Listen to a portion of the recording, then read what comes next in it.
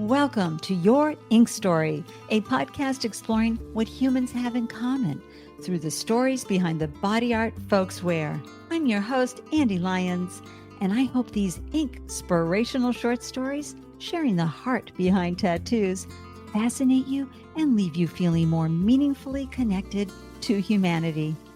This is Season 1, Episode 24, and our guest, Dr. Megan Daley, a trauma and somatic mindset and burnout coach, takes us on an intimate journey through her life story, punctuated and symbolized by the ink on her skin. Dr. Megan bravely shares her process of grief after losing her father and the important role that her tattoos have played in her healing journey. Welcome to Your Ink Story, Dr. Megan. I'm so delighted you're here to share your ink story. Hey, thank you so much, Ande. I'm so excited to be here. I am so thrilled to have you. You are so motivating. There's going to be such a great buzz and move and groove throughout this conversation. Before we dive into your tattoo stories, please let folks know where you're from and how you glow in the world. Yeah, so I am Dr. Megan, and I am currently based in Scottsdale, Arizona. I am a trauma and somatic informed mindset and burnout coach. So I help particularly high achieving females coming in or coming from male dominated industries. So that can be health tech, finance, engineering, anything like that. And I help them break up with the expectations of others, break out with the patterns that have led them towards burnout, and really find what their something more is, what is true for them in their life, and live life for themselves, not the expectations of others. And I do that through everything from my one-on-ones, which I have just a couple more for the rest of this year.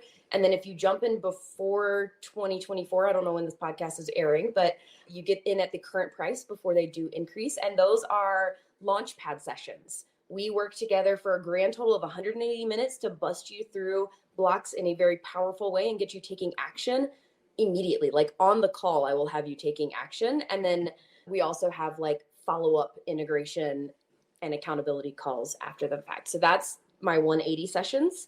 And then I do have a podcast called Human on the Daily, all centered around the same thing, right? Like breaking out of the expectations of others. And I do solo and guest episodes that are really insightful. And then I do have a journal as well. So I have a decade plus career as a doctor of physical therapy, alongside getting all of my certifications in the mindset and the trauma and somatics and all that kind of stuff.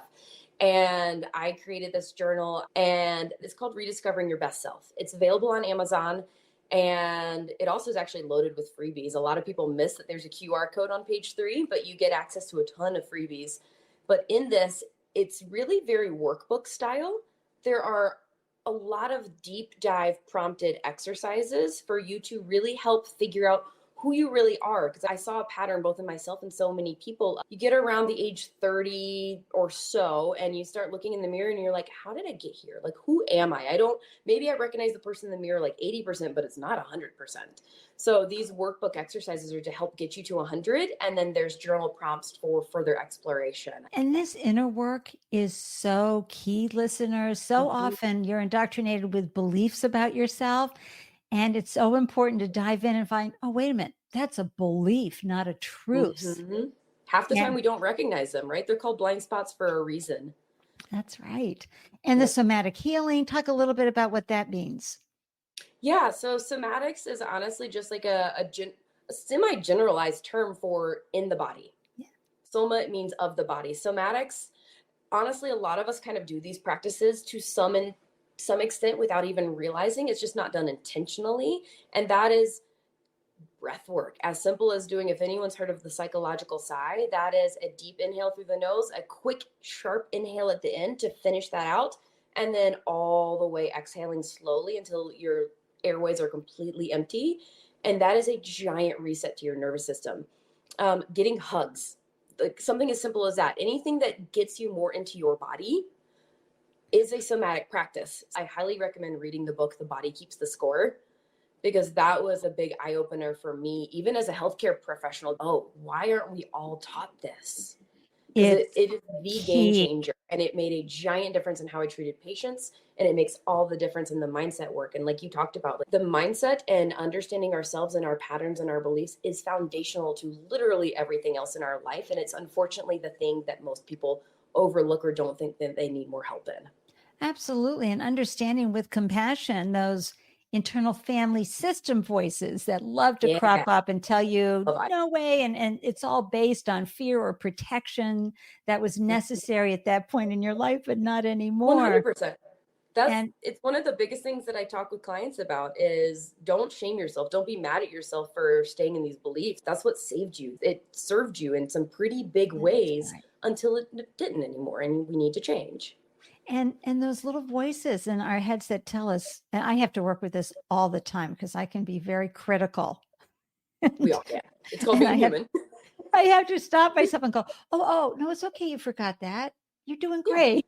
And stuff like, how did you forget that? Oh my God. And sometimes it's automatic, right, Dr. mhm, Megan? The things that we say to ourselves. So I am just a huge fan of your work.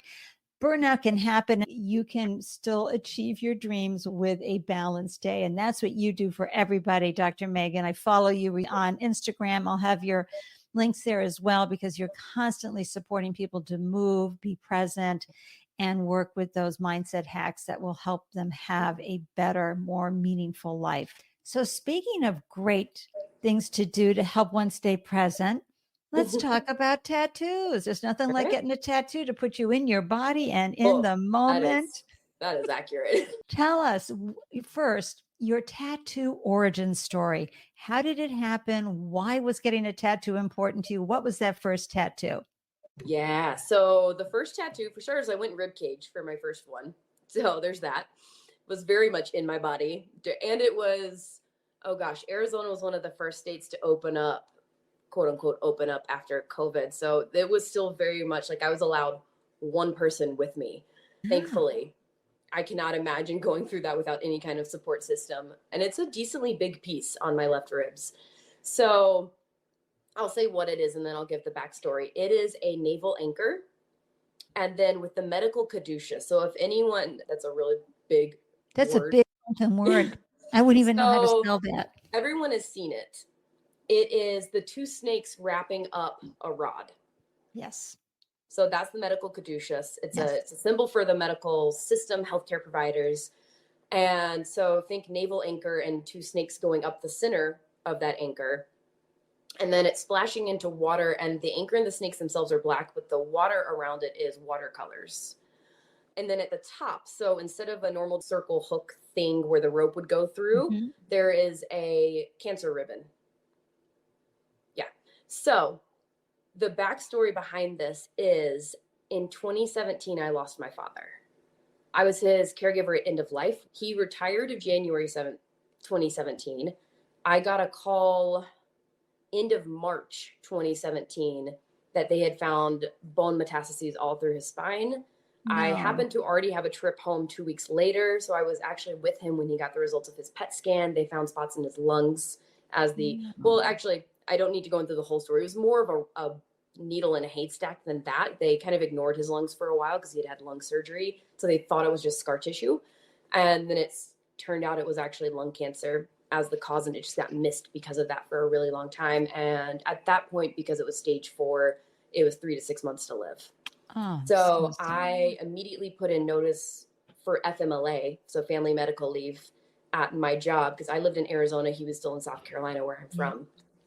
And so I put in that paperwork and was like, hey, I can come back every 2 weeks. Like I'll work for 2 weeks and then go be his caregiver for 2 weeks while I'm waiting on my licensure to go in through South Carolina so that I can pick up a PRN job and have at least some kind of income while I'm doing this, but Right. I'm going to go be his caregiver. Oh my So gosh. for the next 2 months, I was flying back and forth, taking care of him, and then coming in, seeing 20 patients a day for 2 weeks straight. Gosh. And to fast forward a little bit, he passed in October of that year. And I stayed on in South Carolina working through the remainder of the year, partially my own kind of coping mechanism to throw myself into the PRN jobs that I picked up, and partially to be around family and help them normalize My Sure. dad had been the housekeeper, essentially, because my mom was still very much working. There was a 10-year age gap between them. Yeah. So I come back to Arizona, grief hits me incredibly hard. So all of 2018, and I'm going into a little bit more of the story than is required for just that tattoo because it plays into my second tattoo. And that entire year, deep in grief, deep in EMDR therapy, having to cut back at work because I didn't know how to, I was struggling with the why am I not over this yet idea, which is in hindsight so ridiculous. So And ridiculous. it's And the grief, culture. yeah, and grief It was taps very much the into culture. other losses in our life. So this is a huge loss, of course, Yeah. but any kind of And loss can trigger all the other losses that you may not have dealt 100%. with. And that's what's not talked about enough Mhm. is I didn't really have any other big losses, but it triggered a lot of old belief patterns and limiting beliefs and these stories to come to the surface. So yes, I was in EMDR therapy for like the year. A lot of it was centered around my dad and grief, but a lot of it was seemingly unrelated things that were popping up that I was having to work through. And in the process of all this, my nervous system was dumping. Like I didn't realize it at the time, but I know now that I had basically been living in fight or flight response for my entire life. And this grief had forced me to slow down enough that my nervous system was finally like, oh, cool, we're slowing down, full dump. And so, I mean, I cut back to part-time hours. It was a struggle to even handle patient care. If anyone's worked in patient care, they know how much energy that takes in general. Doing And my can we own just, work. yeah, can we just stop for Yeah. a moment about you Yeah. becoming a caregiver? Because even though you have a background in caregiving, it is completely a different different when it's for a loved one who is dying. Yep. And you And become, unfortunately, the emotional punching bag. yeah, And like, I don't fault him at all. I have forgiven him a long time ago for that. And it is the reality of what happens because they're going through their own grief and anger and having to face their own mortality. And it is human nature to kind of need to take that out on someone. especially if there's regrets or I just retired and I was There's planning a on lot of regret, traveling. And like why I pivoted into what I do now. yeah.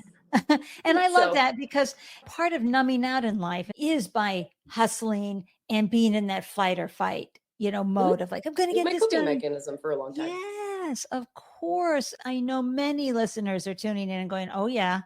Uh-huh. Yep. It just keeps us from really looking within. And life Mhm. stopped you in your tracks because it had better plans for you, Dr. Megan. Yep. So that was kind of my aha moment that because prior to that, I thought the hustle and grind and what I was doing was just kind of like what was needed. I actually equated it. This is one of the beliefs I realized is that I equated achievement and hustle and grind and productivity to worth and lovability. Oh, please. I've got the tiara and the t-shirt on that one. Yeah. So this entire year that I'm going through all of this, I had this idea. I kind of always wanted to tattoo, but they were very taboo in my family, like very, oh, why would you do that to your body, et cetera, et cetera. And so I had this idea of like, I would love to honor my dad, even though I know the idea of me having a tattoo might make him roll over in his grave, but like, it's kind of for me in remembrance of him. So I drew up this design and had it sitting on my desk for the entire year. I literally Oh sat and was my like, if I'm okay with gosh. looking at it every day for a year and I don't at all get sick of it, then I'm going to get it. Beautiful. So the backstory for the actual tattoo itself, because people are probably like, wait, I don't get the design still. So my dad was a Naval Academy grad and he did 6 years service as a civil engineer in the Navy and then left the Navy and went back to medical school, which is where he met my mother. And they were both physicians together my entire life. Oh. So that's the naval anchor and the medical caduceus. And then the reason for the watercolors in the water was actually because while I was his caregiver, I picked up watercolors and I completed my first watercolor the week that he passed. Wow. The first watercolor, I will say the first one that I completed and actually was willing to show people because perfectionism was another thing that I ended up dealing with and working on unraveling. But yeah, so the first watercolor that I was willing to show people, and it's actually framed in my mom's house. Oh my gosh, this is like such a beautiful ink story, Dr. Megan. Listeners, you're going to love seeing this piece of art that Megan designed and put on, like, not an easy place on the body, right? The No, rib it's my cage. poor friend that I brought with me was debating her first tattoo at the same time, and she was also debating ribs. And she watched me, and she was like, "I'm not doing ribs. Yeah. Not happening." Anybody knows when you're that close to a bone, and women, when you get your legs waxed and they pull up on that shin bone right there, it's the most painful part. And anytime you're that close to the bone, it's hard. Fortunately, we have companies like Painless Picasso that has non-lidocaine skin numbing now that can make it a little bit easier and more comfortable. So you've got the watercolors. And what type of cancer symbol did you add to it? So I just did, it's the ribbon. So The just ribbon? the normal cancer ribbon or remembrance ribbon. Normally there's different colors for different things. Yeah. Cancer is white. And white ink doesn't stay super well. So I actually I decided to forego any color, and it's just the outline. Excellent, because your skin will come through. If you were identify yourself, you're a white woman, right? Yep. So Irish Scottish background, and yeah, I'm very white. And how did you feel once that tattoo was on your body? How did it enhance your life? So I know it sounds cheesy to anyone who has, maybe it doesn't to someone who has a tattoo like this, but I carry him with me. Yeah. I mean, it's on my left side. I chose that for a reason, closer to the heart. Yep. We know from episode 20 with Amy Fagan, she has a tattoo over her heart with her sister and herself, like stick figures, holding hands in a balloon. And in the balloon is her mother's ashes mixed in with the ink. Ugh, that's really cool. I did not even think of that as an option. That would have been neat. Who knows? I could always, the tattoo artist is 20 minutes from me. So listeners, these tattoos have a way of helping us manage the grief, carry a loved one with us, and remind us, right, Dr. Megan, of the impact on your life. Yep. It's the remembering. I kind of alluded to this earlier. The all-encompassing regret that I heard him say, not directly, but indirectly, multiple times while he was dying, was that he didn't live his life for himself. He allowed the expectations of others, the shoulds, the societal conditioning to really determine his decisions and hold him back from being his full true self. And so this tattoo, I didn't even realize it at the time when I got the tattoo, but now it is a reminder to live life for me and my deeper why. It's legitimately, it is the why behind the work that I do with my clients, no matter in what capacity I'm working with them, or if it's even just someone who got the journal or is just listening to the podcast and I may not even know is in my world. It is so that they take the steps necessary and gain the insight necessary and the skills and the tools so that they live their life for themselves. Because I truly believe that that is what helps light up the entire world. It sure does, with your one precious life. And to that, I want to add a story for you, Dr. Megan. I interviewed an entrepreneur, and he became a doctor, was in ICU, fulfilling his family's expectations, right, of what success looks like. And he kept hearing folks like your dad saying, I wish I had, right? I wish I had pursued that dream. I wish I had lived for myself as well as others. I wish I had. And he thought, I really don't like medicine. I want to be doing this. And he left medicine. Good, yeah. And launched it's honestly, I'm convinced that there's a decent number of people and it's not exclusive to healthcare, right? Like I went and got a doctorate. I don't regret it at all. I've done an entire podcast episode on how whatever path we chose in life, even if we pivot, like that's not wasted time or energy. It served a purpose. So I don't regret being a DPT for 10 years at all. But I got a doctorate originally because I come from a very high achieving family that when I say my parents didn't care to go to my graduations because they're like, well, you're going to go to grad school, you're going to get a doctorate. Like, that's expected of you. Maybe we'll go to that one. That's the messaging that I grew up with. My gosh. Yeah. So and I say that not to gain sympathy. I'm good with it because it served a purpose for me. Yep. And that is the reality for a lot of people. And my dad's death and hearing those regrets was kind of the unintentional permission that I needed to eventually take the pivot and do what I really wanted. At such a young age, I might add. Yes, I know there's a lot of people listening. So I'm 36, and this pivot happened. He died when I was 30, Mm-hmm. and the pivot happened at 35, or the full committed pivot happened at 35. So Beautiful. still a lot of life left. Beautiful. Oh, you absolutely do. And you're just at the beginning of touching so many lives with your wonderful work. And so this beautiful piece led to another one. Yeah, so I now have, let's see, 4, technically 5, although 2 of them are really small in additions to the third. So my second one is also a relatively large piece by the same tattoo artist. His name is Daniel. He owns and operates Sun Gold Barber and Tattoo in Scottsdale, Arizona. And the second piece is on my right hip. And there's a huge part of my healing process. I'm going to put that in quotation marks because you're never healed from grief like this. But part of my kind of awakening was hiking and getting out in nature, even more than I already was. I've always been like, I live in the outdoors, but this was just more intentional. I specifically went a lot solo during that time, and just sit on mountaintops or sit at the river and just think and reflect and allow myself to cry, etc. And so there's this one spot on the river here in Phoenix that I found. I know a lot of people are like, wait, there's a river in Phoenix? Yes, we have like 4 lakes and a river. I was sitting at the spot, and there's these beautiful big mountains in the background too, right on the other side of the river.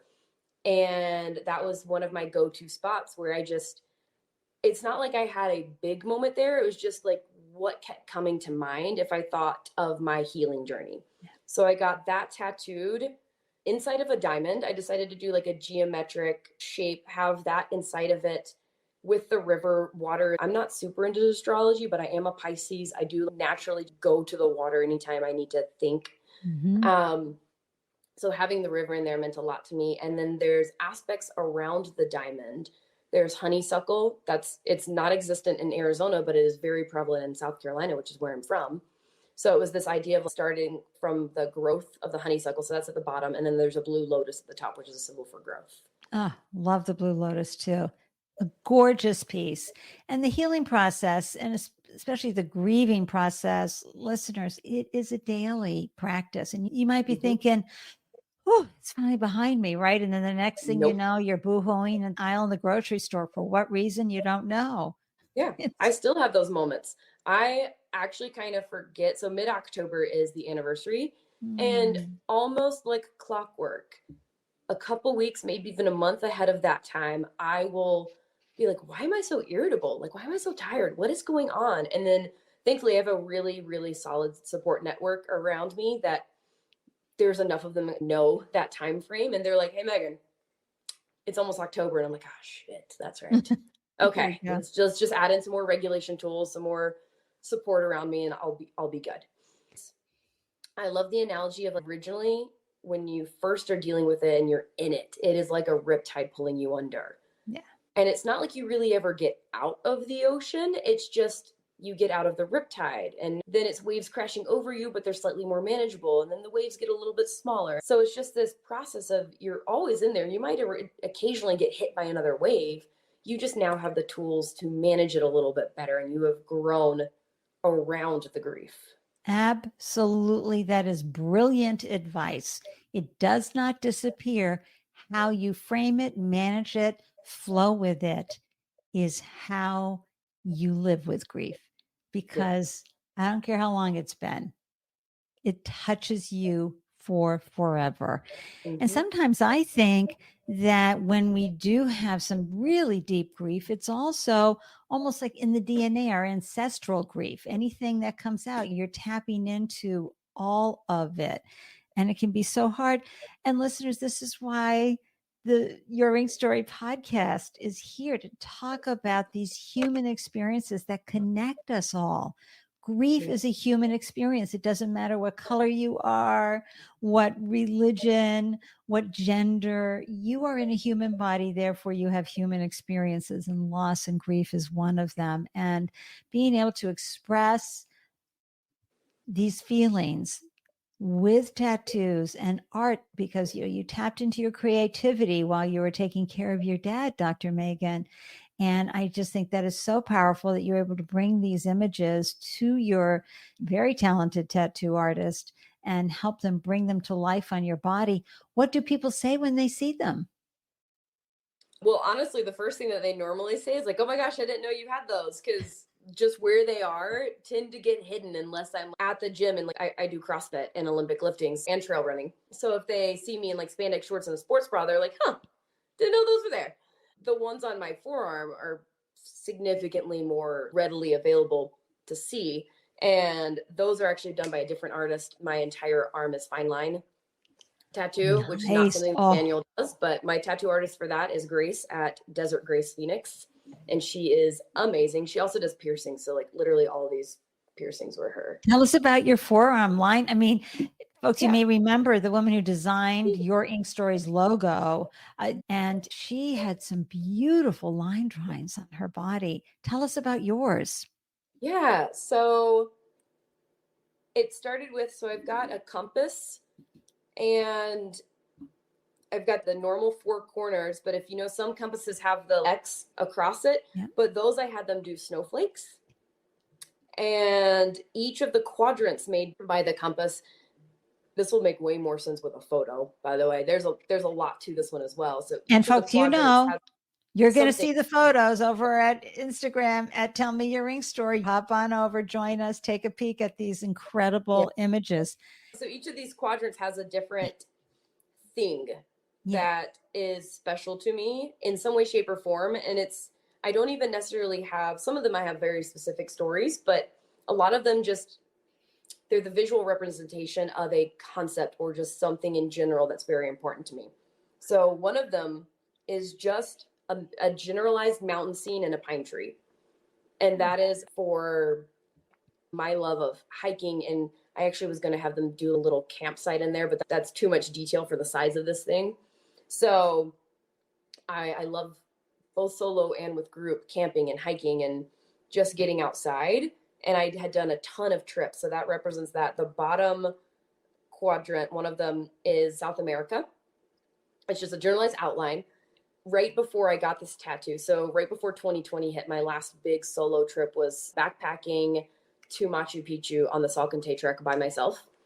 Oh my And gosh.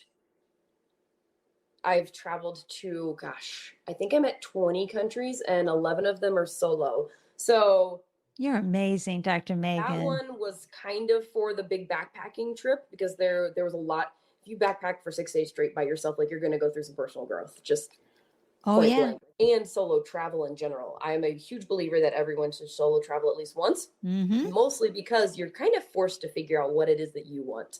And then the other quadrant, it's really tough to tell. No one gets this right. It's Diamond Beach in Iceland. So it's the waves of the water coming in and then icebergs. Chunks of, so if you've ever seen, definitely Google images of Diamond Beach in Iceland. It is stunning. It's a black beach and you have these chunks of these glistening icebergs that look like diamonds all over the beach. And depending on the time of year, they're smaller or they're bigger. And that was a trip that I actually took while my dad was sick. I had it planned and he basically told me, like, I'm going to kill you if you don't go on this thing. So that, again, he's kind of tied into almost all of my tattoos. And then there is a fine line tattoo edition of a little butterfly flying out of the top of the north point of that compass, which is really, I don't have like a fancy story behind that one. It's just something I felt called to. Butterfly's a symbol of growth and spreading your wings. And then on my thumb, I have trust written. And that is because actually in this past year, so this is a very new tattoo, the biggest thing that I kept diving into and kept coming back to was self-trust. And it's something that I talk a ton about with my clients now, because one of the things that I realized when I was looking to make this pivot in my career, I kept wanting more clarity before taking action, before taking that scary leap. And I finally had to come to terms with something that I now teach to clients. And it's, you don't need more clarity. Being uncertain is okay. And the opposite of uncertainty is not clarity. It is self-trust. You don't need more clarity. You need more self-trust, and trusting yourself that you can take the action that feels aligned and be okay no matter what. Dr. Megan, I love that something fierce. In fact, today, which is November 16th, 2023, I actually did a post on a food business I launched with no experience. I'm a 4 times founder. And it starts off with, I never let uncertainty or being clueless prevent me from an Yeah, that's the entrepreneurial other like thing adventure. that no one talks about. No one knows what they're doing. No one. You figure it out as you go along. Yeah, the people that look like they have it figured out, they also are just figuring it out, and they trust themselves to take the next action that they feel called to and then figure it out. And they trust their problem solving skills. And what I've come to learn after interviewing 250 founders and holding multi-year pitch events is that that's a common ingredient in an entrepreneur, someone who starts a business, is that they like to solve problems. And there's Yep. so many problems to solve when you are starting your own practice or your own business, but that self-trust. And that's why you want adversity in your life. You want to have these, as you said, the solo travel. You've got to figure out things for yourself. There's no consensus. Yeah, if you're not And challenging yourself, you're not growing. If you're staying comfortable, you're not growing. And I also love the saying of the struggle is actually the setup. Absolutely. And Napoleon Hill has one of my favorite quotes, which is that in every piece of adversity is the golden seed of opportunity. Yep. And this is what you're teaching and bringing to the world through your work in the world, through the grief that led you to be more fully expressed, but also more fully accessible to everyone else by doing this incredible work. And your dad, it's almost like in honor of him, because the journey of going there and taking care of him and going through this process is what has created the landscape for you to touch people's lives in such a meaningful way and help them make the change that your dad was not able to do. So, oh my gosh, I get goosebumps listening to you and your wonderful story and your wonderful tattoo stories. Anything else you'd like to share about tattoos before I wrap up our inspirational conversation? I'll say something to any listener that's on the fence about getting a tattoo or is wondering, because I know we talked a little bit about the fact that I knew I was going to get judged. I knew I was going to get pushback from my family. If it is on your heart, like for starters, do what I did. Draw it out, have it in front of you somewhere and show yourself that, like, yeah, I still want this. And then there's a Glennon Doyle quote that I love, and it is, I'm going to butcher it a little bit, but I'll get the concept right. And it's, if you have to decide between disappointing someone else or disappointing yourself, it is your duty to disappoint that someone else. It is your sole goal in life to disappoint as many other people as you need to avoid disappointing yourself. Do it. I promise you, you will survive whatever lashback comes. That is a beautiful quote. Thank you so much for sharing that. And thank you so much, Dr. Megan, for sharing your beautiful ink stories with us. Thank you for bringing me on. Oh my gosh, it has been so inspirational, your insights and the art that you have brought personally to your tattoos, and the heart that's behind your tattoos is so extraordinary. You've helped us connect more deeply with ourselves and with you through this wonderful conversation. Thank you so much for joining me on the podcast. Oh, thank you so much. Thank you for listening to this episode of Your Ink Story. Please rate and review this podcast wherever you are tuning in. And if this episode inspired you, please share it so we can all feel more connected through our common humanity and lived experiences. If you or someone you know would like to share a meaningful ink story on the podcast, please send me an email, ande@yourinkstory.com, along with a brief description. Feel free to share your thoughts about this episode via a voicemail message by visiting yourinkstory.com. And when you get to the website, just tap the podcast mic icon located in the lower right-hand corner of the screen and leave your message. Until next time, I'm wishing you a delicious day everywhere you glow. Cheers.